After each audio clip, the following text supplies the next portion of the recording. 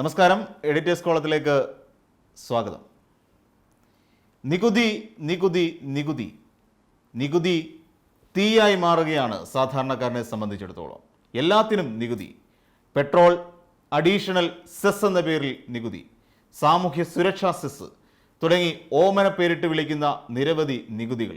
ഒടുവിൽ വെള്ളത്തിനും വീണ്ടും നികുതി വർധന. അടച്ചിട്ട വീടിന് നികുതി, വീടിനൊരൽപ്പം വലിപ്പം കൂടിയാൽ അതിനും നികുതി. ഇതെല്ലാം ധനകാര്യമന്ത്രി ഓമന പേരിട്ട് വിളിക്കുന്നു വിഭവ സമാഹരണം. ശരിക്കും ഇത് നടക്കുന്നത് വിഭവ സമാഹരണമാണോ വിഭവ അപഹരണമാണോ?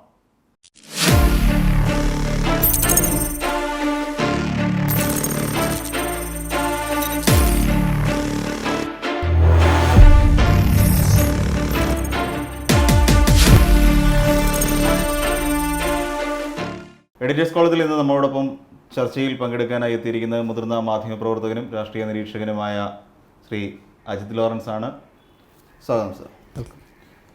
സർ, ഇനിയിപ്പോൾ പുതിയ ഒരു നിയമം നമ്മുടെ സർക്കാർ പാസ്സാക്കാൻ തുടങ്ങുന്നു. നിരവധി നിയമങ്ങൾ ഇവിടെ പാസ്സാക്കി കഴിഞ്ഞിരിക്കുന്നു. അതോടൊപ്പം നിരവധി നികുതികളും ജനങ്ങൾക്ക് മേൽ അധിക ഭാരം എന്നുള്ള നിലയിൽ അടിച്ചേൽപ്പിക്കുകയും ചെയ്തിട്ടുണ്ട്.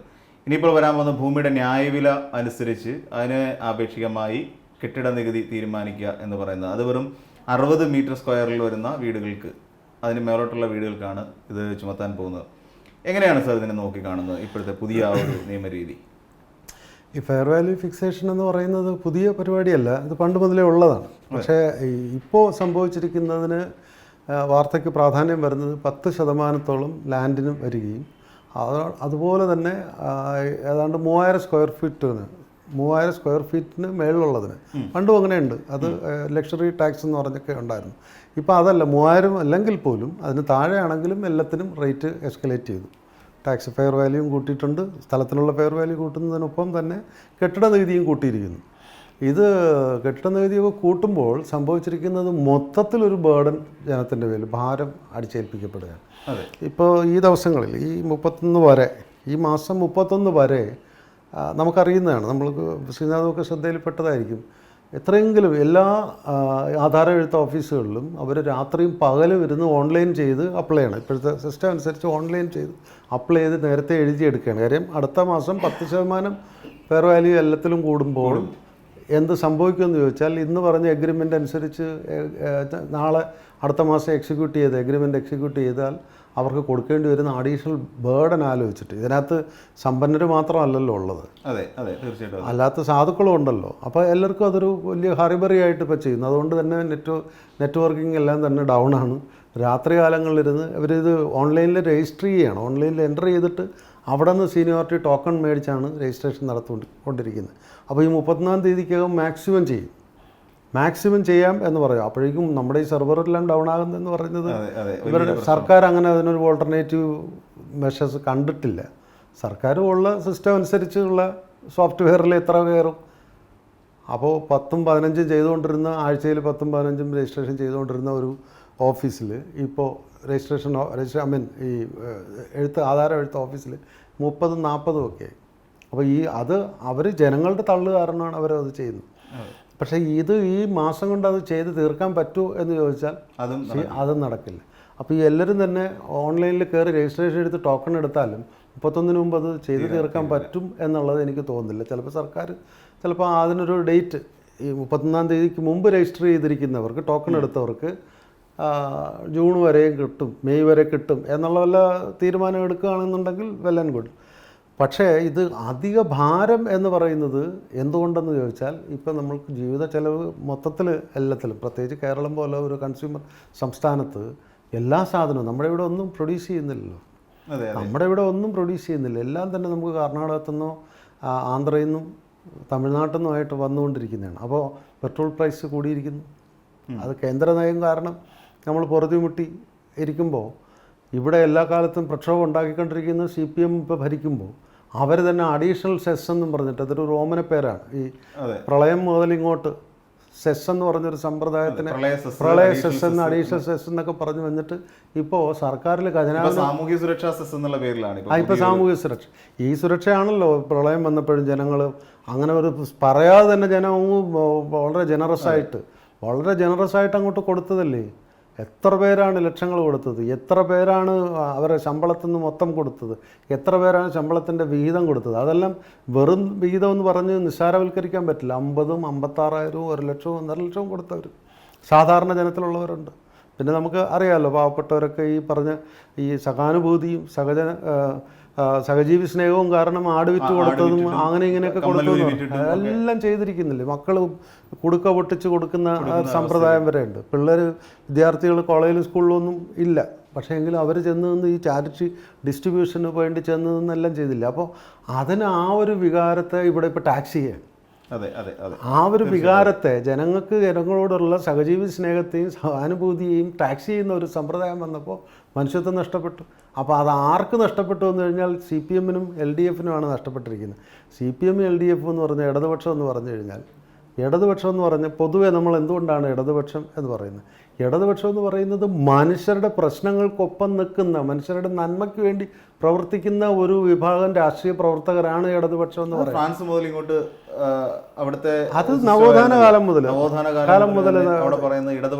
15-16 നൂറ്റാണ്ട് മുതലേ ഉള്ള സാഹിത്യത്തിലുണ്ടായ മാറ്റങ്ങൾ തന്നെയാണ് കേരളത്തിലും എല്ലായിടത്തും ഇടതുപക്ഷം. അത് മാനുഷികമായിട്ടുള്ളതാണ്. അതിനെ മനുഷ്യത്വത്തിന് ഇപ്പോൾ ടാക്സ് ചെയ്തിരിക്കുകയാണ്, അതിന് പ്രൈസ് ഇട്ടിരിക്കുകയാണ്. നിങ്ങളങ്ങനെ മനുഷ്യ സ്നേഹം കാണിക്കുമോ, നിങ്ങൾ സഹജീവി സ്നേഹം കാണിക്കുമോ, സഹാനുഭൂതി കാണിക്കുമോ, എന്നാൽ നിങ്ങൾ പണം തരും. ഈ പറഞ്ഞ പോലെ ഈ സഹാനുഭൂതിയും സഹജീവി സ്നേഹവും ഒക്കെ ആൾക്കാർ കാണിച്ച് കുറേയധികം ഫണ്ട് വന്നു കഴിഞ്ഞപ്പോൾ മരണപ്പെട്ടു പോയ MLA-മാരുടെ കടം തീർക്കാനും അതോടൊപ്പം മറ്റ് മക്കളെ വിദ്യാഭ്യാസം ചെയ്യിക്കാനും ഒക്കെ ആയി ആ പണം വിനിയോഗിച്ചതും സാറിന് ശ്രദ്ധയപ്പെട്ടിട്ടുണ്ടാവും. അത് ഒരു MLA-യുടെയും മറ്റൊരു പാർട്ടിയുടെ NCPയുടെ ഒരു നേതാവിൻ്റെയും, ഞാൻ പേര് പറയുന്നില്ല, രണ്ടുപേരെയും നമുക്ക് അറിയുന്നത്. പക്ഷേ ഞാൻ പറഞ്ഞത് അവർക്ക് കൊടുക്കണം, അവർക്ക്. പക്ഷെ അത് ഈ പറഞ്ഞ പ്രളയസെസ്സൊന്നും കൊടുക്കേണ്ടതല്ല. അതല്ല, മാർക്സിസ്റ്റ് പാർട്ടിയെ പോലെ ഒരു മുന്നണി നടത്തുന്ന പാർട്ടിക്ക് പണം ഉണ്ടല്ലോ, അവർ അതിന് കൊടുത്ത് അവർക്ക് ആ സ്നേഹം അങ്ങനെ കാണിക്കാമായിരുന്നു. അവരുടെ ഘടകകക്ഷിയുടെ അല്ലെങ്കിൽ അവരുടെ ഒരു MLA-യുടെ വീട്ടിൽ മക്കളുടെ കാര്യങ്ങൾ നടത്താൻ വേണ്ടി അവർക്ക് CPM-ന് ഫണ്ടുണ്ടല്ലോ, ഇഷ്ടംപോലെ ഉണ്ട്. എടുത്തു കൊടുത്താൽ അവിടെയാണ് ഞാൻ ഈ പറഞ്ഞ ഒരു അബറേഷൻ വന്നിരിക്കുന്നത്. LDF-നും CPM-നും ബേസിക്കലി ഒരു അബറേഷൻ വന്നിരിക്കുന്നു. അബറേഷൻ അതിന് മലയാളം എന്ന് പറയുന്നത് എന്താ, മൂല്യച്യുതിയാണ്. അതിനെയാണ് ഞാൻ ഈ വളരെ സട്ടിലായിട്ട് പറഞ്ഞത്. ജനങ്ങളുടെ ഈ സഹാനുഭൂതിക്കും സഹജീവി സ്നേഹത്തിനും വിലയിട്ടും ആളുകളോട് ആ മനുഷ്യത്വം നഷ്ടപ്പെട്ടിരിക്കുകയാണ്.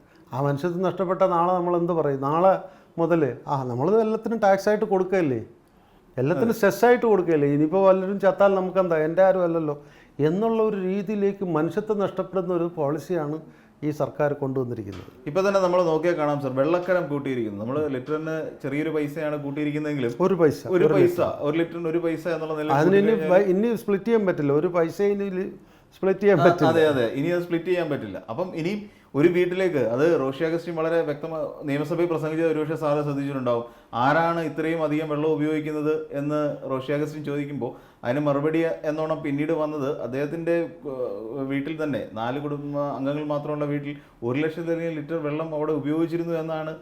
60,000. അത് അതിലെനിക്ക് ആ പറഞ്ഞ പോയിന്റിൽ എനിക്ക് ഒരു കറക്ഷനുണ്ട്. അത് റോഷി അഗസ്റ്റിനെ എനിക്ക് വന്ന കാലം മുതൽ റോഷി അഗസ്റ്റിനെ അതേ പ്രതിപക്ഷ നേതാവിനെയൊക്കെ എനിക്കറിയാം. ഞാൻ 34 വർഷമായി, അവർ വന്നിട്ട് 25 വർഷമാവുള്ളൂ ഈ മന്ത്രിസഭ തീർക്കുമ്പോൾ. അപ്പോൾ അവരെ അന്ന് മുതൽ എനിക്ക് വ്യക്തിപരമായിട്ട് അറിയുന്ന നല്ല സൗഹൃദമുള്ളവരാണ്. അത് റോഷി അഗസ്റ്റിൻ പറയുന്നത് ഞാനും എൻ്റെ ഭാര്യയും 2 മക്കളും 3 മക്കളും ചേർന്നവർക്ക് ഞാൻ പറഞ്ഞത് മതി, അതേ പറഞ്ഞ് 1,500 ലിറ്റർ മതി. പക്ഷേ ഞാൻ മന്ത്രിമന്ദിരത്തിലാണ് താമസിക്കുന്നത്. അത് ഞാൻ പറഞ്ഞിട്ട് വെച്ച 60,000 ലിറ്ററിൻ്റെ ടാങ്ക് അല്ല. പിന്നെ അവിടെ വരുന്ന വിസിറ്റേഴ്സ് ഉണ്ടല്ലോ, മന്ത്രിമാരെ കാണാൻ വേണ്ടി ഒരുപാട് കംപ്ലയിൻസും പരാതികളുമായിട്ട് വരുന്നില്ലേ, അവരെടുത്ത് കന്നാസിൽ വെള്ളം കൊണ്ട് വരണം, ഇവിടെ വന്ന് കുടിക്കാനും മൂത്രമൊഴിക്കാനും ടോയ്ലറ്റ് ഉപയോഗിക്കാനും നിങ്ങൾ വീട്ടിൽ നിന്ന് 15 ലിറ്ററിൻ്റെ കന്നാസിൽ വെള്ളം കൊണ്ടുവരാൻ പറ്റുമോ എന്ന് പേഴ്സണലി വ്യക്തിപരമായിട്ട് എന്നോട് പറഞ്ഞാണ്. പുള്ളി അതിനും പ്രതികരിച്ചിട്ടില്ല. അതിവിടെ നമ്മുടെ മനോരമ പോലുള്ള പത്രമാണത് എടുത്തിങ്ങനെ കാണിച്ചത്. അതിനകത്ത് അതാണ് അതിൻ്റെ ഒരു സംഭവം. അത് മന്ത്രിക്ക് അതിൻ്റെ ആവശ്യമില്ല, മന്ത്രിക്ക് ആ അഫ്ലുവൻസിൽ പങ്കില്ല. പക്ഷെ അവിടെ ആ മന്ദിരത്തിലിരിക്കുന്നത് അത് ആരായാലും, നാളെ ശ്രീനാഥ് ചെന്നിരുന്നാലും ശ്രീനാഥിനെ കാണാൻ വരുന്ന വിസിറ്റേഴ്സിൻ്റെ അടുത്ത് നിങ്ങൾ വെള്ളം കൊണ്ടുവരിക എന്ന് പറയാൻ പറ്റില്ല. അതാണ് പുള്ളി, അതൊരു കൃത്യമായൊരു ന്യായീകരണമാണ്. ഇതെനിക്ക് തോന്നുന്നു ആദ്യമായിട്ടാണ് ശ്രീനാഥാണ് ഈ ഇപ്പോഴത്തെ നിങ്ങളുടെ ഈ ചാനലിൽ ഇങ്ങനെ എന്നെപ്പോലെ ആരെങ്കിലും കൊണ്ട് പറയിക്കുന്നത്. അതെ അത്തരം വാർത്തകൾ പോലും അത് എന്നെപ്പോലുള്ള ആരും തന്നെ ആ വാർത്തയ്ക്ക് വില കൊടുത്തിട്ടില്ല. 60,000 ലിറ്റർ മന്ത്രിയുടെ വീട്ടിലിരിക്കുമ്പോൾ എന്ന് പറയുമ്പോൾ മന്ത്രിയുടെ വീട്ടിലായിരിക്കുന്നത്. അത് മന്ത്രി എന്ന് പറഞ്ഞിട്ട് വെള്ളം കൂടുതൽ ഉപയോഗിക്കുന്ന ആളല്ല. സാധാരണ പോലെ എനിക്കും ശ്രീനാഥനും വേണ്ട ഒരു കുടുംബം. പക്ഷേ സാർ അത് സാധാരണക്കാർ ശ്രദ്ധിക്കില്ലേ? സാധാരണക്കാര് അല്ല, അവിടെ അതാണ് അത് റിപ്പോർട്ടിങ്ങിന്റെ പാളിച്ചയല്ലേ. അവിടെ മന്ത്രിമന്ദിരത്തിൽ വരുന്ന വിസിറ്റേഴ്സ് എത്ര ഉണ്ടെന്ന് അറിയണ്ടേ ഒരു വീട്ടിൽ. മന്ത്രിമന്ദിരത്തിൽ ഇപ്പോൾ മുഖ്യമന്ത്രിയുടെ വീട്ടിൽ ആളുകൾ പോകുന്നില്ല എന്ന് പറഞ്ഞിട്ട് മറ്റു മന്ത്രിമാരുടെ വീട്ടിൽ അവരെല്ലാവരും വെൽക്കം ചെയ്യല്ലേ പരാതിക്കാരെ. അതെ അതെ അതെ. അത് മാത്രമല്ല, റോഷി അഗസ്റ്റിൻ എന്ന് പറഞ്ഞ വേറൊരു ഈ മുന്നണിയിലുള്ളതാണെങ്കിലും വേറൊരു ഘടകകക്ഷി മന്ത്രിയില്ലേ. അപ്പോൾ അയാളുടെ ജനങ്ങളോടുള്ള സമ്പർക്കം എന്ന് പറയുന്നത് വ്യത്യസ്തമാണല്ലോ. മനസ്സിലായി. അപ്പോൾ അവിടെ വരുന്ന എത്ര വിസിറ്റേഴ്സാണ് വരുന്നത്? ഈ പുള്ളിയുടെ കണക്ക് പ്രകാരം ഞാൻ അറിഞ്ഞത് എല്ലാ മന്ത്രിമാരുടെയും മന്ദിരത്തിൽ മാസം 25,000 പേര് വന്നിട്ട് പോകും. മാസം വന്നു പോകുന്നുണ്ട്. പല സമയങ്ങളിൽ വന്നു പോകും. അപ്പോൾ സാർ, വെള്ളക്കരത്തിന്റെ ഈ ഒരു വർധനവ് സാധാരണപ്പെട്ട ജനങ്ങളെ ഏത് രീതിയിലായിരിക്കും അത് ബാധിച്ചിട്ടുണ്ട്? അതിന് പ്രധാന കാരണം ഒരു പൈസ കൂടുന്നുള്ളൂ. അപ്പൊ നോർമലി നമ്മളെ പോലുള്ള സാധാരണക്കാർ ചിന്തിക്കുമ്പോൾ ലിറ്ററിന് ഒരു പൈസയല്ലേ അതിൽ കുറയ്ക്കാൻ എങ്ങനെ പറ്റും? അതാണ് ഞാനും ചോദിച്ചത്. ഞാൻ മന്ത്രിക്ക് വേണ്ടി സംസാരിക്കുന്ന ആളല്ല. പക്ഷേ ഇവിടുത്തെ പ്രശ്നം എന്തെന്ന് പറഞ്ഞാൽ, എന്താ പ്രശ്നമെന്ന് പറഞ്ഞാൽ, നമുക്കൊരു ജല ബഡ്ജറ്റിൻ്റെ ആവശ്യമുണ്ട്. 44 നദികളും 88,000 പരം വാട്ടർ ബോഡീസും ഉണ്ട്. വാട്ടർ റിസോഴ്സ് ഉള്ള സ്ഥലമാണ് കേരളം. ലോകത്തെങ്ങുമില്ല ഇത്രയും അധികം സമ്പുഷ്ടമായ ഒരു ചെറിയ ഭൂമിക ലോകത്തെങ്ങുമില്ല. പക്ഷേ ഇതിനൊന്നും നമ്മൾ ഉപയോഗപ്പെടുത്തുന്നില്ല.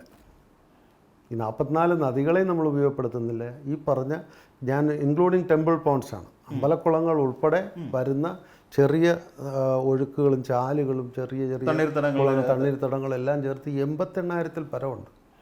ഞാനത് പഠിച്ചതുകൊണ്ട് പറയുകയാണ്. ഇത് കൃത്യമായ കണക്കാണ് ഞാനീ പറയുന്നത്. 88,000 പരം വാട്ടർ ബോഡീസാണ്. അത് ഉപയോഗപ്പെടുത്താതെ നമ്മൾ വെള്ളത്തിന് ചാരം കൂട്ടി എന്ന് പറയാനും പറ്റില്ല. അതല്ലാതെ വേറെ മാർഗമില്ല. പക്ഷേ യഥാർത്ഥത്തിൽ ആ രീതിയിലേക്ക് സാർ നമ്മുടെ തദ്ദേശ സ്വയംഭരണ സംവിധാനങ്ങളെ മാറ്റിയെടുക്കുക. ഇപ്പം നദികളിൽ നിന്ന് ജലം എത്തിക്കാനുള്ള, കുടിവെള്ളം എത്തിക്കാനുള്ള ഒരു സ്രോതസ്സുകൾ കണ്ടെത്തുക, അല്ലെങ്കിൽ അത് ഉപയോഗിക്കാൻ വേണ്ടിയിട്ട് തദ്ദേശ സ്വയംഭരണ സ്ഥാപനങ്ങളെ അതിന് പറ്റിയൊരു അവസ്ഥയിലേക്ക് എത്തിക്കുക, തുടങ്ങി ഒരുപാട് കാര്യങ്ങൾ ഇനിയും സർക്കാരിനെ കൊണ്ട് ചെയ്യാനില്ലേ? ഉണ്ട്. അല്ല, ഞാൻ പറഞ്ഞു വന്നതാണ്. അപ്പോൾ പിന്നെ അതിൻ്റെ വേറൊരു പ്രശ്നം കൂടെ ഉണ്ട് ശ്രീനാഥ്. ഈ കേരളം എന്ന് പറയുന്നത് ലോകത്തെവിടെയെങ്കിലും ഇപ്പോൾ ഒന്നാമത് നമ്മുടെ പ്രകൃതി കാലാവസ്ഥാ വ്യതിയാനം, നമ്മളെ ഗ്ലോബൽ വാർമിംഗ് എന്ന് പറയുന്നത് ലോകം മൊത്തം, ആഗോള താപനം എന്ന് പറയുന്നത് ലോകം മൊത്തം ബാധിച്ചിരിക്കുന്നത്. ഇപ്പം തന്നെ നമുക്കിവിടെ അനുഭവിക്കുന്നത് 43 ഡിഗ്രി സെൽഷ്യസാണ്. 36, 34 ഒക്കെ പറയുമ്പോഴും ഇൻ പ്രാക്ടീസ് നമ്മൾ പേഴ്സണലി എക്സ്പീരിയൻസ് ചെയ്യുന്നത് 40, 43ആണ്. അതിൻ്റെ കാരണം ഇവിടെ ഹ്യൂമിഡിറ്റി കൂടുതൽ, കടലിൽ നിന്ന് നീരാവി, ചൂട് കൂടിയ നീരാവിയാണ് പുറത്തു വരുന്നത്. അപ്പോൾ അതുകൊണ്ടാണ് നമുക്കത് കൂടുന്നത്. അപ്പോൾ വെള്ളത്തിൻ്റെ അല്ലെങ്കിൽ പോലും ഒരു നോർമൽ മൺസൂൺ ടൈമിൽ പോലും ഒരു മനുഷ്യൻ മലയാളി രാവിലെയും രാത്രിയും കുളിക്കും. അവരുടെ സംസ്കാരമാണ്. അത് ഏതെങ്കിലും സർക്കാർ കൊണ്ടുവന്നൊരു പോളിസിയല്ല. ആരും, ഒരു കേന്ദ്ര സർക്കാരും ഒരു സംസ്ഥാന സർക്കാരും പറഞ്ഞിട്ടൊന്നുമല്ല. ജനത്തിൻ്റെ ആ ശുചിത്വ ബോധം എന്ന് പറയുന്നത് നമ്മുടെ ഈ രാജ്യത്തിൻ്റെ സംസ്കാരം, നമ്മുടെ ഈ കേരളം മലയാള ഭൂമിയുടെ ഒരു സംസ്കാരമാണ്. അപ്പോൾ ഈ ക്ലൈമറ്റ് ചേഞ്ചും കൂടെ വരുമ്പോൾ എന്ത് ചെയ്യും? 2 നേരം എന്നുള്ള ചിലപ്പോൾ 3, 4 നേരം ആളുകൾ മേലെ എഴുതുന്നു വരും. അപ്പോൾ ജല ഉപയോഗം കൂടുതലാണ്. അപ്പം അതാണ് ഞാൻ പറഞ്ഞു വന്നത്. ജല ഉപയോഗം കൂടുതലുള്ള ഒരു നാട്ടിൽ, ഈ ഇത്രയും വാട്ടർ റിസോഴ്സ് ഉള്ള നാട് ആദ്യമേ തന്നെ ചെയ്യേണ്ടിയിരുന്നത് ഒരു ജല ബഡ്ജറ്റ് പ്രിപ്പയർ ചെയ്യുകയും ഈ ഉള്ള വാട്ടർ റിസോഴ്സിനെ യൂട്ടിലൈസ് ചെയ്തിട്ട് ആളുകൾക്ക് സാധാരണക്കാർക്ക് മേൽ ഈ ഒരു അധിക ഭാരം അടിച്ചേൽപ്പിക്കാതെ ഈ രീതിയിൽ കൊണ്ടുപോകാൻ. കേരളത്തിൽ 3 ശുദ്ധജല നദീതടങ്ങളുണ്ട്. അത് 1994-95 നിയമസഭാ കമ്മിറ്റി പഠനം നടത്തിയതാണ്. 1 വെള്ളായണി കായൽ, 2 ശാസ്താംകോട്ട കായൽ, 3 പൂക്കോട്ട് കായൽ, അത് വയനാട്ടിൽ. ഈ 3 ഇതാണ്. ഇത് 3ഉം ഇപ്പോഴും ആ രീതിയിൽ കുറച്ചൊക്കെ വെള്ളായണി കായൽ അവിടെ കുറേയൊക്കെ ഉപയോഗിക്കുന്നുണ്ട്. പക്ഷെ അത് പോരാ. അത് ഇപ്പോഴത്തെ നമ്മുടെ വാട്ടർ അതിന് കുടിവെള്ളമാക്കി കൊടുക്കുന്ന രീതി, സയൻറ്റിഫിക്കായിട്ടുള്ള ശാസ്ത്രീയമായ രീതി ഇതല്ല. കാരണം അത് കുറച്ച് നേരം പമ്പ് ചെയ്ത് കഴിയുമ്പോൾ പിന്നെ ചെളിവെള്ളം വരും. അതുകൊണ്ട് അതല്ല ചെയ്യേണ്ടത്. അത് ചെയ്യേണ്ടത് നമ്മുടെ വാട്ടർ അതോറിറ്റിക്കാർ ചെയ്തിരിക്കുന്ന അതേ രീതിയിൽ വലിയ ടവർ പൊക്കി ഈ വെള്ളത്തിന് അങ്ങ് കയറ്റി ഇറക്കി ശുദ്ധജലമാക്കി തന്നെ കൊടുക്കുന്ന വലിയ കുറച്ച് ഇൻവെസ്റ്റ്മെൻറ്റ് വേണ്ടി വരും. അങ്ങനെ ചെയ്ത് ഇതിനെയൊക്കെ എങ്കിൽ നമുക്ക് ഈ പറഞ്ഞ പ്രശ്നം വരില്ല. ഇനി ഒരു പ്രശ്നം എന്ന് പറയുന്നത്, കുടിവെള്ളം തന്നെയാണ് നമ്മൾ കാറ് കഴുകാൻ ഉപയോഗിക്കുന്നത്. കുടിവെള്ളം തന്നെയാണ് ചെടി നനയ്ക്കാൻ ഉപയോഗിക്കുന്നത്. ഇങ്ങനെ അതിനൊരു സ്പ്ലിറ്റപ്പ് വേണം. ഇപ്പോൾ നേരത്തെ ശ്രീനാഥ് പറഞ്ഞ നമ്മുടെ തദ്ദേശ സ്വയംഭരണ വകുപ്പിൻ്റെ കീഴിൽ വരുന്നതാണ് പബ്ലിക് ടാപ്പുകൾ. എത്ര ടാപ്പാണ് ഇപ്പോൾ ആളുകൾ പശുവിനെയും ആടുമാടുകളെയും കുളിപ്പിക്കാനും വാഹനം കഴുകാനും വീട്ടിൻ്റെ മുറ്റത്തെ ചെടി നനയ്ക്കാനും ഉപയോഗിക്കുന്നത്. അതൊക്കെ നിയന്ത്രിക്കപ്പെടണം. ആ രീതിയിൽ കുറേ കൊണ്ടുവന്നാൽ ചിലപ്പോൾ ഈ അധിക ഭാരം 1500 ലിറ്റർ എന്നുള്ളത് 3000 ലിറ്ററിനൊക്കെ ആക്കാമെന്ന് ചിലപ്പോൾ പറ്റും. ജനങ്ങളിലെ ആ രീതിയിലേക്ക് ബോധവൽക്കരിക്കുക എന്നുള്ളതാണോ സാർ പറഞ്ഞത്?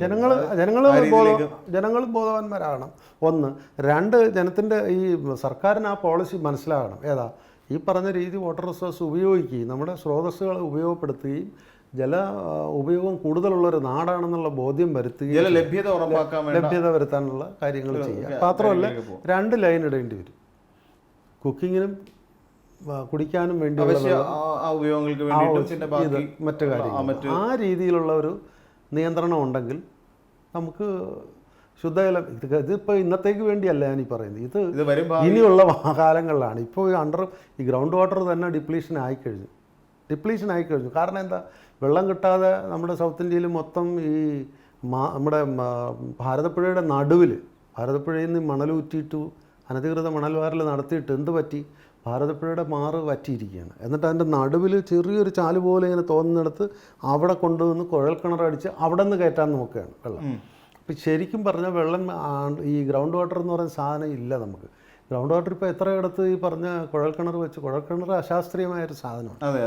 കാരണം അത് കുത്തുന്ന ഭാഗത്തുകൂടെ ചാലുണ്ടെങ്കിൽ അവിടെ വെള്ളം കിട്ടും. പക്ഷേ അവിടെ കുത്തുന്നതോടുകൂടി ആ ചാല് ഡൈവേർട്ട് ചെയ്ത് ഒഴുകും. അങ്ങനെ നമുക്കിനി നികുതിയിലേക്ക് തിരിച്ചു വരികയാണെങ്കിൽ സാർ, നമുക്കറിയാം എല്ലാ കാര്യങ്ങൾക്കും നമ്മുടെ നികുതി വർധന ഏർപ്പെടുത്തി കഴിഞ്ഞിരിക്കുന്നു.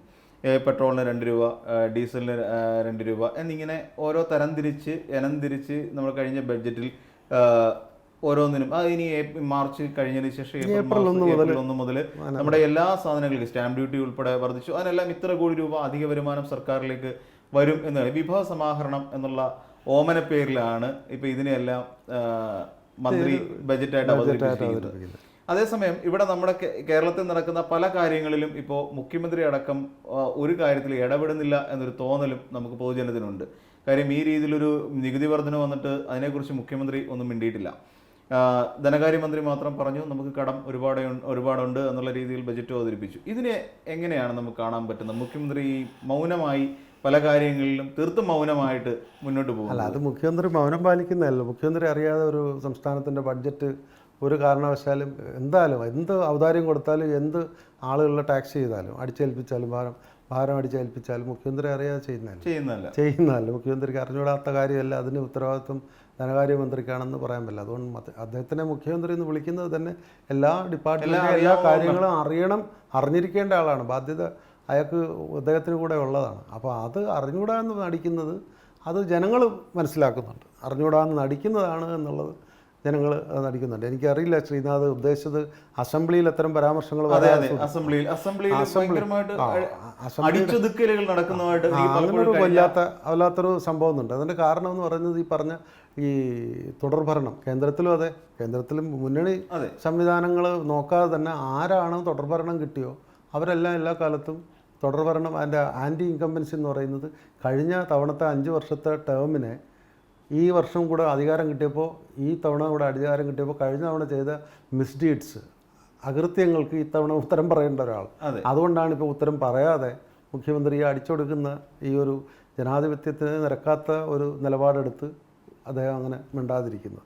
അപ്പോൾ അതൊരു ജനാധിപത്യ സംവിധാനത്തിൽ ഒരു രാഷ്ട്രീയ പാർട്ടിക്കും അംഗീകരിക്കാൻ പറ്റില്ല. പ്രത്യേകിച്ച് നമ്മൾ CPM നേതൃത്വം കൊടുക്കുന്ന ഇടതുപക്ഷം പ്രതിപക്ഷത്തിരുന്നപ്പോൾ കാണിച്ചിട്ടുള്ള അക്രമവും അതിക്രമങ്ങളും ചിന്തിക്കാൻ പറ്റാത്തതാണ്. അതെ, കഴിഞ്ഞ ദിവസം EP ജയരാജൻ പറഞ്ഞ ഒരു വാക്ക് വളരെയധികം ശ്രദ്ധേയം. ഇങ്ങനെയൊന്നും അല്ല സമരം ചെയ്യേണ്ടതെന്ന് EP ജയരാജൻ പറയുന്നു. തുടർന്ന് മന്ത്രി ശ്രീ ശിവൻകുട്ടി ഇതിനെക്കുറിച്ച് ഈ സമരത്തെക്കുറിച്ച് പറയുന്നു, നമ്മളായിരുന്നെങ്കിൽ ഇങ്ങനെയൊന്നും അല്ല സമരവുമായി മുന്നോട്ട് പോകാമെന്ന് പറയുന്നു. അപ്പോൾ അതൊന്ന് കമ്പയർ ചെയ്യുമ്പോൾ ശരിക്കും ഇടതുപക്ഷമാണ് പ്രതിപക്ഷമെങ്കിൽ എന്ന് പലപ്പോഴും നമ്മൾ ചിന്തിച്ച് പോകാറുണ്ട് ഈ സമരത്തിൻ്റെ.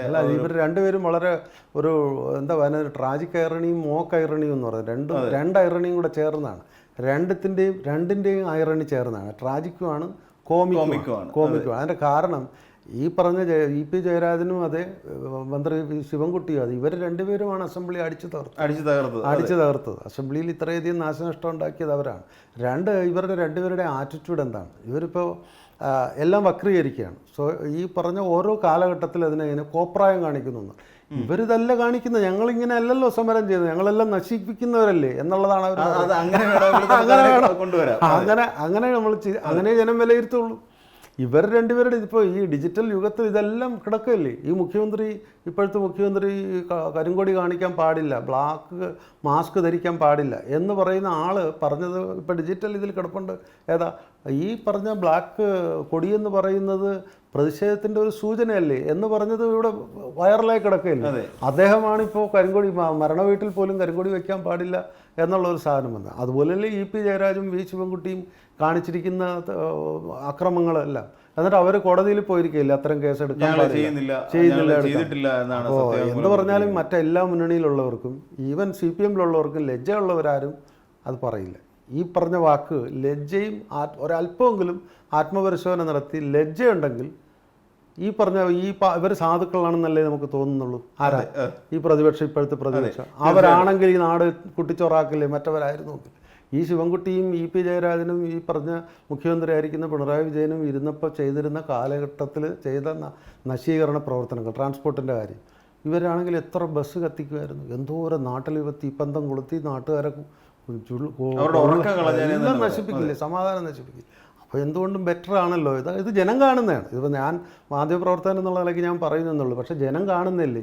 ഇ.പി. ജയരാജൻ പറയുന്നത്, ശിവൻകുട്ടി പറയുന്നതിന്, ശിവൻകുട്ടി ഇത് നോക്കൂ, ആ സഭയ്ക്കകത്തുള്ള സഹപ്രവർത്തകരായിട്ടുള്ള പ്രതിപക്ഷ MLA-മാർക്ക് അടിയും തള്ളും ഒന്നും കിട്ടിയിരിക്കുന്ന watch and ward counter petition ഉണ്ടാക്കിയിട്ട് ഹോസ്പിറ്റലിൽ അഡ്മിറ്റ് ആയപ്പോൾ അവരെ വാച്ച് ആൻഡ് വാർഡിനെ കാണാൻ ശിവൻകുട്ടി പോയിരിക്കുന്നത്. എന്തൊരു ട്രാജിക് ഐറണിയാണ്, എന്തോ അദ്ദേഹത്തോട് സഹതാപമാണ് തോന്നുന്നത്. ഇതൊക്കെയാണ് ഒരു പൊളിറ്റിക്കൽ രീതി, രാഷ്ട്രീയമായ ചിന്ത ഇതാണോ? ഇതിങ്ങനെ രാഷ്ട്രീയമായിട്ട് ഇങ്ങനെ പ്രവർത്തിക്കാം.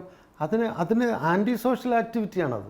കാരണം MLA-മാർക്ക് കിട്ടാത്ത പ്രിവിലേജ്, MLA-മാരെ സ്പീക്കറിൻ്റെ ഡയസിനെ പ്രൊട്ടക്റ്റ് ചെയ്യേണ്ട അവർ ഈ നിശബ്ദരായിട്ട് സമരം ചെയ്തവരെ ഉപദ്രവിച്ചിട്ട് അവർ ചെന്ന് കൗണ്ടർ പെറ്റീഷൻ എടുക്കുന്നു. അവർക്കെതിരെ കുഴപ്പമൊന്നുമില്ല. MLA-മാർക്കെതിരെ നോൺ ബെയിലബിൾ ഒഫൻസ് 7 മുതൽ 10 വർഷം വരെ തടവ് കിട്ടാവുന്ന നോൺ ബെയിലബിൾ ഒഫൻസ് അവർക്കെതിരെ എടുക്കുന്നു. അപ്പോൾ ഇത് ഈ മുഖ്യമന്ത്രിയുടെയും ഈ പറഞ്ഞ ഇവരുടെ അതെല്ലാവരുടെയും ഒരേ നയമാണ്. മുഖ്യമന്ത്രിയുടെ അതേ നയമാണ് ശിവൻകുട്ടി, ഇ.പി. ജയരാജും ഒക്കെ സ്വീകരിക്കുന്നത്. ഞങ്ങൾ ഭരിക്കുമ്പോൾ ഞങ്ങൾ എന്ത് കാണിക്കും എന്നുള്ളൊരു ധാർഷ്ട്യം അത് സങ്കടമുണ്ട്. കാരണം മാർക്സിസ്റ്റ് പാർട്ടി എന്ന് പറയുന്ന സാധനം ത്രിപുരയിലെ പോലെ ഇല്ലാണ്ടാകുക എന്നുള്ളതിന് നമുക്ക് വലിയ സങ്കടമുള്ള. ആലോചിച്ച് നോക്കിക്കഴിഞ്ഞാൽ ഈ രീതിയിലുള്ള നമ്മൾ സഭയിലേക്ക് തന്നെ വന്നു കഴിഞ്ഞാൽ സഭയിൽ പലപ്പോഴും ഏകപക്ഷീയമായി പോകുന്ന പോലെ തോന്നുന്നുണ്ട്. അതാണല്ലോ ആണല്ലോ പുള്ളി അദ്ദേഹം പരസ്യമായിട്ട് മുഖ്യമന്ത്രി പറഞ്ഞല്ലോ, എന്ത് തോന്നിയാസവും പറയുന്നതിന് നിങ്ങൾ കൂട്ടു നിൽക്കരുത് എന്ന് പറഞ്ഞപ്പോൾ തന്നെ സ്പീക്കർ അദ്ദേഹത്തിൻ്റെ മുന്നണിയിലുള്ളതാണ്. ഈ സ്പീക്കർ നിഷ്പക്ഷനാകേണ്ട ആളാണ്. പക്ഷേ സ്പീക്കർ തെരഞ്ഞെടുത്തിരിക്കുന്നത് ആ മുന്നണിയിൽ നിന്ന് ജയിച്ചു വന്ന ആളെയല്ലേ. അപ്പോൾ അദ്ദേഹം മുഖ്യമന്ത്രിക്ക് കീഴിലല്ലേ പ്രവർത്തിക്കുന്നത്. അതല്ലേ കാണുന്നത്. സാറിന് അടിയന്തര പ്രമേയത്തിന് നോട്ടീസ് കൊടുക്കുക എന്ന് പറയുന്നത് ഒരു ചടങ്ങ് പോലെയാണ്. ഒരിക്കലും അത് എല്ലാം ഡിസ്കസ് ചെയ്യണം എന്നില്ല, നിർബന്ധമായിട്ടില്ല. അത് സാറിന് നോട്ടീസ് അവതരിപ്പിക്കും, അതിന് മുഖ്യമന്ത്രിയോ മിനിസ്റ്റർ കൺസേൺഡോ മറുപടി പറഞ്ഞിട്ട് പറയും ഇതിൻ്റെ അടിസ്ഥാനത്തിൽ ചർച്ച ചെയ്യേണ്ട ആവശ്യമില്ല എന്ന് പറയും. പ്രതിപക്ഷം വോക്കൗട്ട് നടത്തി പോകും. ഇത് കാലാകാലങ്ങളിലുള്ള ഇതിപ്പോൾ നോട്ടീസ് പോലും അംഗീകരിക്കില്ല. എന്താ കാരണമെന്ന് വെച്ചാൽ നേരത്തെ ശ്രീനാഥ് ചോദിച്ചത്, മുഖ്യമന്ത്രി മൗനം പാലിക്കുന്നൊന്നുമില്ല. മുഖ്യമന്ത്രി ആൻസറബിൾ ആയിട്ടുള്ള ഒരു കാര്യവും ചോദിക്കരുത്, സഭാരേഖകളിൽ വരരുത് എന്ന് നിർബന്ധമുള്ളതുകൊണ്ടാണ്. നോട്ടീസ് പോലും അംഗീകരിക്കാത്ത കാര്യം, ബ്രഹ്മപുരത്തിൻ്റെ കാര്യത്തിൽ നോട്ടീസ് അവതരിപ്പിച്ചാൽ, നോട്ടീസ് അംഗീകരിച്ചാൽ അത് ചർച്ച ചെയ്തില്ലെങ്കിൽ പോലും അവതരിപ്പിച്ചാൽ മുഖ്യമന്ത്രിക്ക് പാർട്ടിസിപ്പേഷൻ ഉണ്ട്, മുഖ്യമന്ത്രി പങ്കാളിത്തമുണ്ട്. നേരത്തെ ഉണ്ടായിരുന്ന ഡിപ്പാർട്ട്മെൻറ്റ് ഹെഡ്സിൻ്റെ ഇത് മാറിയിട്ട് മുഖ്യമന്ത്രിയുടെ നേരിട്ടുള്ള നിയന്ത്രണത്തിലാണ്, മുഖ്യമന്ത്രിയുടെ നേരിട്ടുള്ള സൂപ്പർവിഷനിലാണ് ഈ പറഞ്ഞ നമ്മുടെ ഈ മലിനീകരണ നിയന്ത്രണങ്ങളെല്ലാം കൂടെ നടത്തുന്നത്. അപ്പോൾ മുഖ്യമന്ത്രിയാണ് റെസ്പോൺസിബിൾ. അതുകൊണ്ട് അത് അവതരിപ്പിക്കാൻ പാടില്ല. പീഡനത്തിന് ശ്രമം അത് അവതരിപ്പിക്കുമ്പോൾ അത് ഹോം മിനിസ്റ്ററിൻ്റെ കീഴിലല്ലേ വരുന്നത്. അദ്ദേഹത്തിൻ്റെ പേര് പരാമർശിക്കാൻ പാടില്ല. പിന്നെ ലൈഫ് മിഷൻ്റെ കാര്യത്തിൽ വന്നിരിക്കുന്നതും മുഖ്യമന്ത്രിയുടെ വീടും കുടുംബവും എല്ലാമായിട്ട് ബന്ധപ്പെട്ട് കറങ്ങിത്തിരിഞ്ഞ് വരികയാണ്. അപ്പോൾ അതും അവതരിപ്പിക്കാൻ പാടില്ല. അപ്പോൾ ആ രീതിയിൽ പോകുമ്പോൾ ഇതിവിടെ എന്തെങ്കിലും ജനാധിപത്യം ഉണ്ടോ? ഈ സംസ്ഥാനത്ത്, ഈ ചെറിയ സംസ്ഥാനത്ത് ജനാധിപത്യം ഉണ്ടോ? ഏറ്റവും കൂടുതൽ രാഷ്ട്രീയ ബോധമുള്ള ഒരു സമൂഹമാണ് കേരളത്തിലുള്ള. മറ്റ് നോർത്ത് ഇന്ത്യൻ സമൂഹത്തിൽ അല്ലെങ്കിൽ ഈവൻ തമിഴ്നാട്ടിനേക്കാളും രാഷ്ട്രീയ ബോധമുള്ളൊരു രാജ്യമാണിത്. ഇത് വളരെ ചെറിയ രാജ്യമാണ്, ചെറിയൊരു സംസ്ഥാനമാണ്. അങ്ങോട്ടും ഇങ്ങോട്ടും പരസ്പര ബന്ധമുള്ളവരാണ് കാസർഗോഡ് മുതൽ കന്യാകുമാരി വരെയുള്ളവർ തമ്മിൽ. അപ്പോൾ ഇവിടെ ഇത്രയധികം വളരെ അഡമൻ്റായിട്ട് ഇത്രയും എന്താ പറയുക, ഞാൻ വാക്കുകൾ നമ്മൾ ഉപയോഗിക്കുന്നത് സൂക്ഷിക്കണം എന്നുള്ളതുകൊണ്ട് ഞാൻ പറയുകയാണ്, ഇത്രയധികം മുഷ്കൊന്നും കാണിക്കാൻ പാടില്ല. അത് ജനം കാണുകയാണ്. അപ്പോൾ അങ്ങനെ വരുമ്പോൾ സംഭവിക്കാൻ പോണത് ഈ പാർട്ടി നശിക്കും. അതിലൊക്കെ ഞങ്ങൾക്ക് സങ്കടമുണ്ട് കേട്ടോ. CPM പോലുള്ള ഒരു പാർട്ടി ഇടതുപക്ഷം നശിച്ചു കഴിഞ്ഞാൽ പിന്നെ ഇവിടെ ഉണ്ടാകുന്നത് എന്തെന്ന് പറഞ്ഞാൽ നമുക്ക് അറിയാമല്ലോ. ത്രിപുരയിലെ പോലെ വല്ല ഇതിന് വച്ചുമാറാൻ ഇവർ തമ്മിൽ വല്ല ധാരണ ഉണ്ടോ എന്ന് എനിക്കറിയില്ല. LDF-നെ CPM ഉൾപ്പെടെ വരുന്ന LDF-ന്റെ CPM CPI ഉൾപ്പെടെയുള്ള LDF വച്ചുമാറി RSS BJP-ക്ക് വഴിമാറി കൊടുത്ത് അവരെ വളർത്താൻ വേണ്ടിയുള്ള ഒരു അജണ്ട ഉണ്ടോ എന്ന് തന്നെ തെറ്റിദ്ധരിക്കപ്പെടുന്നു. ഇതിൽ CPI പലപ്പോഴും CPM-നെ എതിർക്കുന്ന ഒരു സമീപനം പലപ്പോഴും ഇല്ല. അത് ആദ്യം ഒന്നാം പിണറായി സർക്കാരിന്റെ കാലത്ത് ഒരു 9 മാസം കാനൻ രാജേന്ദ്രൻ അങ്ങനെ എതിർപ്പൊക്കെ എല്ലാ ക്യാബിനറ്റ് ബ്രീഫിംഗ് കഴിയുമ്പോഴും ഒക്കെ ഉള്ള പുള്ളി എതിർപ്പൊക്കെ പ്രകടിപ്പിച്ചിരുന്നു. അതൊക്കെ മാറി, അവർ തമ്മിൽ സെറ്റിലായി. ഇപ്പോൾ മുഖ്യമന്ത്രിയും കാനൻ രാജേന്ദ്രൻ CPI-യുടെ സെക്രട്ടറിയും സംസ്ഥാന സെക്രട്ടറിയും ഒക്കെ ആയിട്ട് നല്ല ലിങ്കിങ് ആണ്, നല്ല സിങ്കിങ് ആണ്. അപ്പോൾ അതുകൊണ്ട് കൂടുതലും അങ്ങനെ പ്രശ്നങ്ങൾ. അതായത് സാർ ഇത് ചോദിക്കാൻ പറ്റില്ല, കാര്യം ഈ നികുതി ഞങ്ങൾ വർദ്ധിപ്പിച്ചുകൊണ്ടേയിരിക്കും.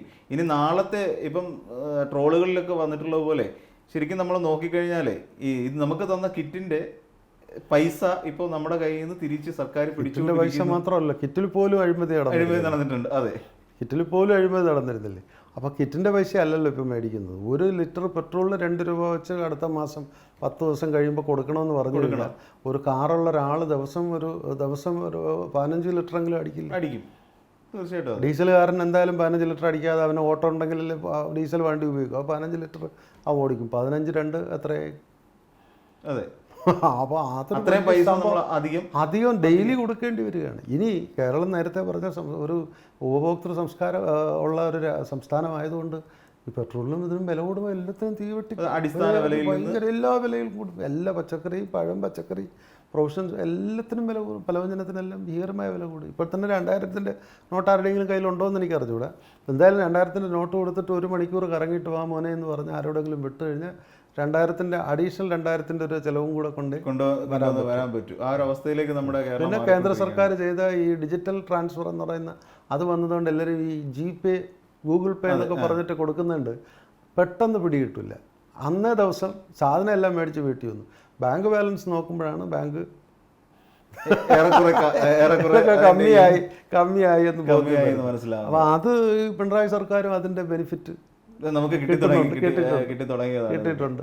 അല്ല, ഏതാ ഈ പറഞ്ഞ വില അടിച്ചേൽപ്പിച്ച വിലയുടെ ഭാരം GPay ചെയ്യുമ്പോൾ അറിയുന്നില്ല. അതേസമയം വീട്ടിൽ ചെന്ന് ബാങ്ക് ബാലൻസ് നോക്കുമ്പോൾ അറിയാം ഇത്രയും രൂപയായോ എന്ന് ചിന്തിക്കും. ബിസ്ക്കറ്റ്, വെറും നിസ്സാര ബിസ്ക്കറ്റ് 10 രൂപയ്ക്കും 15 രൂപയ്ക്കും മേടിച്ചുകൊണ്ടിരുന്ന ബിസ്ക്കറ്റ് 35 രൂപയായിരുന്നു. 7 8 വരുന്ന ബിസ്ക്കറ്റിൻ്റെ ഒരു പാക്കിന് 15 രൂപ 10 രൂപയൊക്കെ ആയിരുന്ന ഗുഡ് ഡേ പോലുള്ള ബിസ്ക്കറ്റുകൾക്ക് ഇപ്പോൾ 35 രൂപയായി. എത്ര രൂപയാണ് കൂടിയെന്ന് നോക്കൂ. ഒറ്റ അടിക്ക് ഇരട്ടിയും അതിന് കൂടുതലും ആയിട്ടുണ്ട്. അതെ, മക്കൾക്ക് മേടിച്ചു കൊടുക്കുന്ന ചെറിയ ബിസ്ക്കറ്റിന് പോലും ഇരട്ടി വിലയാണ്. നമ്മൾ ഞെട്ടിപ്പോകും. 3-4 സാധനം എടുക്കുമ്പോഴേക്കും 230 രൂപ അങ്ങനെയൊക്കെയാണ് പറയുന്നത്. അതേസമയം കേരളത്തിൽ വില കുറയ്ക്കുമെന്നുള്ള ഒരു പ്രഖ്യാപനത്തോടു കൂടിയാണ്, വില വർധന ഉണ്ടാവില്ല എന്നുള്ള പ്രഖ്യാപനത്തോടു കൂടിയാണ് അവരുടെ ഓഫറുകളൊന്നും അവരുടെ ഇലക്ഷൻ മാനിഫെസ്റ്റോയിൽ പറഞ്ഞതൊന്നും നമ്മൾ ചിന്തിക്കേണ്ട. അതൊന്നും ചിന്തിക്കേണ്ട. അല്ല, നമുക്കിപ്പോൾ വേറെ ഒന്നും വേണ്ടല്ലോ. ഇതിപ്പോൾ ഞാനും ശ്രീനാഥ് ഇരുന്ന് ചർച്ച ചെയ്യുന്നതെന്ന് പറയുന്നത് അസംബ്ലിയിൽ അടിയന്തര പ്രമേയം പോലും അവതരിപ്പിക്കാൻ അടിയന്തര പ്രമേയം നോട്ടീസ് പോലും എടുക്കാത്ത ഒരു സർക്കാരിൻ്റെ അടുത്ത് നമ്മളുള്ളവർ എന്ത് ചർച്ച ചെയ്തിട്ട് എന്ത് കാര്യമാണ്? എത്ര പേര് കണ്ടാൽ ഇതെല്ലാം സപ്പോർട്ട് ചെയ്യുന്നവരായിരിക്കും ഈ പറഞ്ഞ ആറ്റിറ്റ്യൂഡ്. പക്ഷേ ആത്യന്തികമായി എൻ്റെ സങ്കടം ഇത്രയേ ഉള്ളൂ. CPM ഇവിടെ തകർന്നാലുള്ള അവസ്ഥയെന്നും കൂടെ ആലോചിക്കും. ഈ ഒരു തുരുത്തിലുമുള്ള CPM-ഉം കൂടെ തകർന്ന് തരിപ്പണമായാൽ, ഈ ഒരു ആറ്റിറ്റ്യൂഡിൽ പോയാൽ ആരാണ്? ഈ പാർട്ടി ചെലവിൽ ജീവിക്കുന്ന കുറച്ച് പേര് മാത്രം ജീവിക്കും. മറ്റുള്ളവരെന്ത് ചെയ്യുമെന്ന് എന്നെയും ശ്രീനാഥനും പോലെ CPM താല്പര്യമുള്ളവരെന്ത് ചെയ്യും? നമുക്ക് പാർട്ടിയുടെ ചെലവിലല്ലല്ലോ, നമുക്ക് ജോലി ചെയ്യുക. നമ്മുടെ കിട്ടുന്ന പൈസ കൊണ്ട് നമുക്ക് എന്ത് ചെയ്യാൻ പറ്റും? ഒന്നും ചെയ്യാൻ പറ്റില്ല. അപ്പോൾ അങ്ങനെ വരുമ്പോൾ ഓപ്ഷൻ എന്താ? നമുക്ക് CPM-നെ നമുക്ക് ഇനി സപ്പോർട്ട് ചെയ്യാൻ പറ്റുമോ? കാരണം CPM-ന്റെ നേതൃത്വം ഇവരെ കണ്ടിട്ടല്ല ഞാനും ഒക്കെ CPM-ന് താല്പര്യം കാണിച്ചത്. ഒരു അഫിനിറ്റിയോ അല്ലെങ്കിൽ പ്രത്യേകിച്ചൊരു താല്പര്യമുള്ളൂ. പക്ഷേ നേതൃത്വം ഇവരാണല്ലോ ഇനിയുള്ള കാലങ്ങളിൽ. CPM-നെ ഇപ്പം ന്യായീകരിക്കാൻ പോലും പറ്റാത്ത അവസ്ഥയാണ് CPM-ന്റെ. അതുകൊണ്ടാണ് ഞാനീ പറഞ്ഞത്, നാണക്കേട് വരുമ്പോൾ എന്ത് ചെയ്യും? അണികൾക്ക് CPM-ന്റെ ചെലവിലല്ലാത്തവരെന്ത് ചെയ്യും? CPM-ന് ചെലവിലല്ലാത്തവരെന്ത് ചെയ്യും? നേരത്തെ നമ്മൾ BJP-യുടെ കേന്ദ്രത്തെ പറഞ്ഞു. കേന്ദ്രത്തിൻ്റെ ഒരു താല്പര്യവും നമുക്ക് ആർക്കും ഇല്ല. പക്ഷേ കേരളത്തിലുള്ളവർക്ക് താല്പര്യമില്ലെന്ന് പറഞ്ഞാലും കൊടുത്തുകൊണ്ടിരിക്കുകയില്ലേ. അവർക്ക് നിങ്ങളുടെ താല്പര്യം വേണ്ട. ഈ കേരളം എന്ന് പറയുന്ന ഒരു തുരുത്തിലുള്ള ആളുകളുടെ ഒരു താല്പര്യം ആവശ്യമില്ല, ഒരു താല്പര്യം വേണ്ട. അപ്പോൾ അതുപോലെ ഈ പാർട്ടി തകർന്നതിലുള്ള അവസ്ഥയാലേക്ക് ഇപ്പോൾ ആത്യന്തികമായി സംഭവിക്കാൻ പോണ എന്താണ്? CPM അനുഭാവികളായുള്ളവർ പോലും ഇനി മറിച്ച് ചിന്തിക്കേണ്ട ഒരു അവസ്ഥ ചിന്തിച്ചു തുടങ്ങിയല്ലോ. ഇങ്ങനെ ഇത്രയും കോസ്റ്റ് ഓഫ് ലിവിങ്ങും ഇത്രയും അധികം അസംബ്ലിയിൽ പോലും പ്രതിപക്ഷത്തിന് നിശബ്ദരാക്കപ്പെടുക, പ്രക്ഷോഭത്തിനുകളെല്ലാം അടിച്ചമർത്തുക, റോഡിൽ തെരുവിൽ നടക്കാൻ പറ്റാതിരിക്കുക, മുഖ്യമന്ത്രി പോകുന്നു എന്നും പറഞ്ഞ് മണിക്കൂറുകൾ മഴയിലും വെയിലത്തും മക്കളെയൊക്കെ വെച്ച് ഇങ്ങനെ മാറി നിൽക്കുക. ഇതൊന്നും ഒരു മാർക്സിസ്റ്റ് കമ്മ്യൂണിസ്റ്റുകാരന് പറഞ്ഞ പോളിസിയാണോ ചെയ്യുന്നതെന്ന് ചോദിച്ചാൽ ഞങ്ങൾക്ക് ചിന്തിക്കാൻ പറ്റാത്തതാണ്. കാരണം ഞാനൊക്കെ കോളേജിൽ പഠിക്കുമ്പോൾ ഞങ്ങൾ പ്രസംഗം കേൾക്കാൻ EMSൻ്റെ പ്രസംഗം കേൾക്കാൻ അന്ന് ഇന്നൊക്കെ ഓടും. 3-4 കിലോമീറ്റർ സൈക്കിൾ ചവിട്ടി എത്ര രാത്രിയാണെങ്കിലും പ്രസംഗം കേട്ടിട്ടാണ് തിരിച്ചു പോകുന്നത്. അങ്ങനെ വളർന്നവരെ EMS ഒക്കെ മരിക്കുന്നവരെയും അത് തന്നെ, നായനാർ സഖാവ് മരിക്കുന്നവരെയും നമ്മളതാണ്. പത്രപ്രവർത്തനമൊക്കെ നടത്തുമ്പോഴും നമുക്ക് അവരെ ബീറ്റെടുക്കാൻ, അവരുടെ സംഭാഷണത്തിന്, അവരുടെ അത് നമുക്ക് റിപ്പോർട്ട് ചെയ്യാനില്ലെങ്കിൽ അവർ പറയുന്നത് എന്ത് കേൾക്കണമെന്നൊക്കെ ആഗ്രഹമുണ്ട്. അപ്പോൾ അങ്ങനെ വളർന്നു വന്ന ആ ഒരു വൈകാരികത വൈകാരികത വയ്ക്കാൻ നമുക്ക് പണം വേണം. അതെ. പിന്നെ ആത്മാഭിമാനം നഷ്ടപ്പെടണം, പ്രതികരിക്കാൻ പറ്റില്ല. വൈകാരികതയ്ക്ക് അപ്പുറമാണോ ജീവിതം എന്ന് പറയും. ആ രീതിയിലേക്ക് പോകുന്നു. അവിടേക്ക് കാര്യങ്ങൾ എത്തിച്ചത് ആര് എന്ന് ചോദിച്ചു കഴിഞ്ഞാൽ ഞാൻ പറഞ്ഞല്ലോ, ഇനി ഇങ്ങനെ ഒരു നേതൃത്വത്തിന് അവസരമുണ്ടോ എന്ന് ആളുകൾ ആലോചിക്കും. ആ രീതിയിലേക്ക് കാര്യങ്ങൾ. എന്തായിരുന്നാലും വളരെ കാര്യമായി തന്നെയാണ് ഐസാർ കാര്യങ്ങളൊക്കെ സംസാരിച്ചത്. ഇനിയൊരു അവസരത്തിന് കൂടി സാധ്യത ജനങ്ങൾ കൊടുക്കുമോ? അതാണ് നമ്മളുടെ മുന്നിൽ ഉയരുന്ന ഏറ്റവും വലിയ പ്രശ്നം. നമ്മളുടെ മാത്രമല്ല, ഇവിടുത്തെ ഭരണാധികാരികളുടെ മുന്നിൽ ഉയരുന്ന ഏറ്റവും വലിയ പ്രശ്നം. ഇത്രയും നേരം നമ്മോടൊപ്പം ചർച്ചയിൽ പങ്കെടുത്ത ഐസാറിന് എല്ലാ നന്ദിയിലേക്ക്. നമസ്കാരം.